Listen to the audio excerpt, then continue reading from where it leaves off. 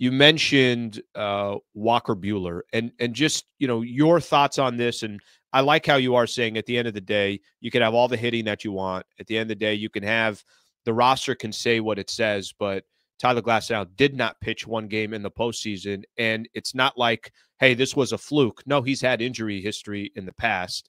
I don't know if the Yamamoto being out for 3 months helped him. I don't know if that just kept him fresh for the postseason, but I get where there can be some concern there. Buehler was really the one that stepped up in the postseason. I don't think anybody if you expected it, great. I didn't. I thought Walker Buehler is going to have an it actually showed to me how vulnerable the Dodgers were because he was part of their rotation and he was the third starter. Do you think he has pitched his last pitch with the Dodgers?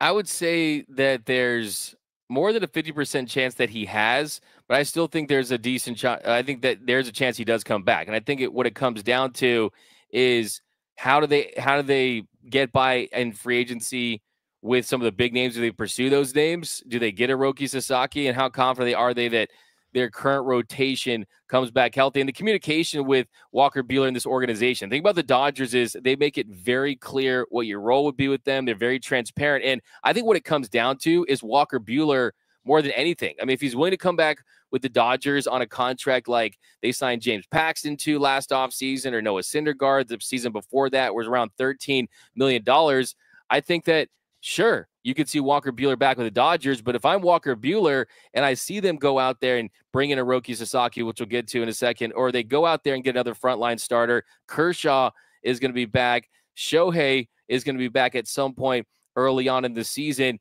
and you're going to go to a six-man rotation. But if I'm Walker Buehler and I'm signing a one-year prove-it deal with potentially a player option, I need to know that I'm going to be a major factor in this rotation. I'm going to get my 20 to 30 starts because Walker Buehler's goal is to do what Jack Flaherty did last season, where you reestablish yourself as a frontline starter.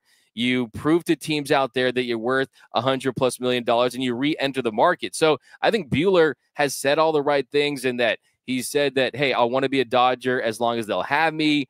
And look, you talk to players and they'll tell you that Walker Buehler is, of anyone on the team, the one guy that really makes you want to run through a brick wall. There's a lot of glue guy-ness to him, but the further you get from that World Series championship and the closer you get to them putting pen to paper on a new deal, I think things will start to get clear as far as how realistic it is. Because they didn't extend him the qualifying offer, which was around $21 million.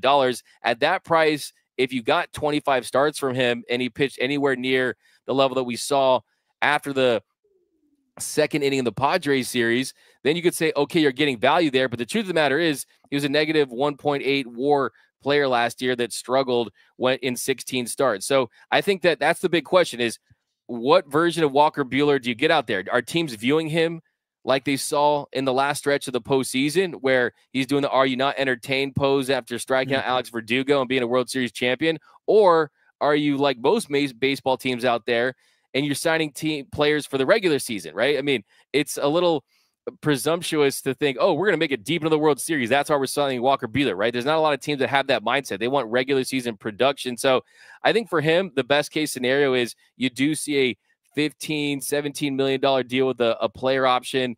And hopefully for his sake, he can reestablish himself and pitch anywhere like he did and get himself a nice contract. Just an opinion here, but I feel like he pitched his last game as a Dodger. And I think part of the reason why I think there will be teams out there that will take a chance, will probably try to overpay, even if it's not a long-term contract. I think there's enough teams out there to say, look, if we can bring Walker Buehler, like you just mentioned, culture, he's a World Series champion twice. He likes big moments. You saw what he just did in the postseason again. And it might be a contender that's saying, we need that guy on our roster. And if the Dodgers maybe aren't valuing him as much because of health or because they just have so many freaking different pitchers that they could potentially go to next year, it'd be interesting to watch. Because, obviously the one thing that the Dodgers do as well, I think there's part of that front office tries to make really smart moves as well, that they don't allow just emotions to take place. And I could see another team walking in and saying, we will give you what it is that you're looking for. Maybe not a long-term deal, but enough to attract him and still kind of give him a chance to win a World Series. We'll see how it plays out, but if that's the final pitch he ever throws with the Dodgers, I mean, Jesus, what more can you honestly, ask if you for? think about if you're Walker Buehler, right? If you let's say you sign with a team like the Cincinnati Reds, he's from Kentucky. He was a Reds fan growing up.